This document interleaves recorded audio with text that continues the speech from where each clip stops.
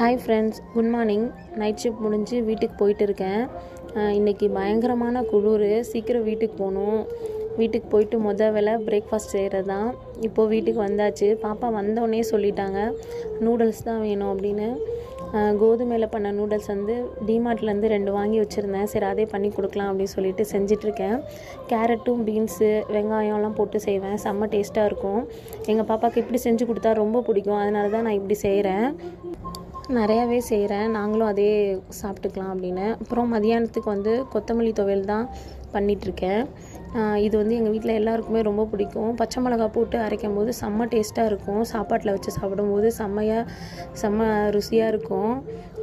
அப்புறம் என்ன செய்யலான்னு பார்க்குறேன்னா, ஈவினிங் பார்க்குக்கு கூட்டிகிட்டு போகணும் பாப்பாவை. அதனால் எல்லா வேலையும் சீக்கிரம் முடிச்சுட்டு தூங்க போகணும். தூங்கிட்டு தான் எழுந்திரிச்சு ஈவினிங் பார்க் கூட்டிகிட்டு போகணும். அப்புறம் எங்கள் பெரிய பாப்பா